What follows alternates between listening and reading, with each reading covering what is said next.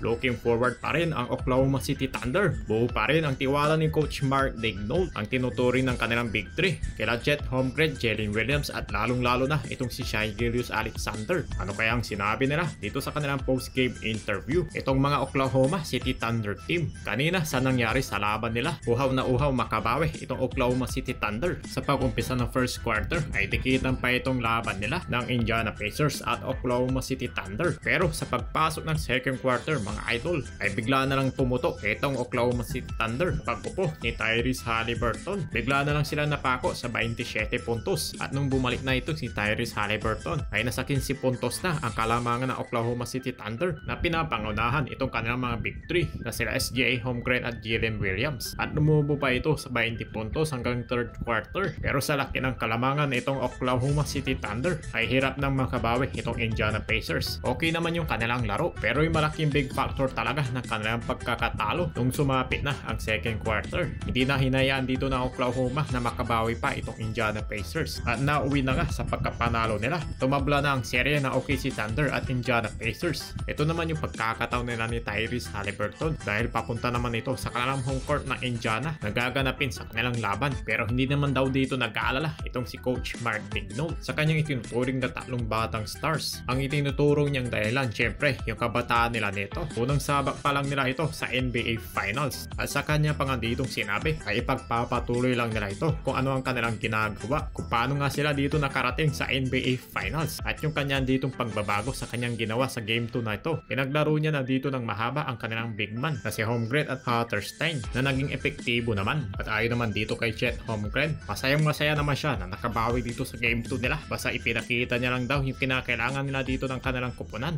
at makabalik na nga dito sa momentum na to. Ayon rin ang kanilang gagawin niya sa susunod pa nila ditong laban hanggang sa kaduluduluhan hanggang makuha itong kampyonato. At sabi naman dito ni Shai Gilgeous-Alexander, itong Game 2 na to ay hindi na nila dito hinayaan na makabawi pa itong Indiana Pacers at hindi nga sila dito tumigil sa kaka-score lang ng kaka-score. At ang isang malaking bagay talaga ay hindi sila dito nagpakapante sa laban dito sa Game 2 at talaga naman na sinabi niya dito sa kanilang team, they are a resilient group ay hindi sila dito basta-basta na magpapatalo na lang at alam naman niya na kayang-kaya nilang makabawi dito sa game number 2 at totally ay nagawa nga nila yan para maitabla nga itong serye na to. At dagdag pa nga dito ni Shai Gilgeous-Alexander, maaaring sabihin natin na nakachamba lang daw itong Indiana Pacers nang dahil nung naimintis niya yung huling shooting niya nung game 1 na para sa kanila sana yung serye na yun. Pero ganyan talaga sa basketball ay ups and down. Kaya itong pagkakapanalo nila ng game 2 ay masyado pang maaga daw para mag-celebrate hanggang sa hindi pa natatapos itong finale na to. At doon na lang nating sabihin kung sino talaga dito magkakampyon.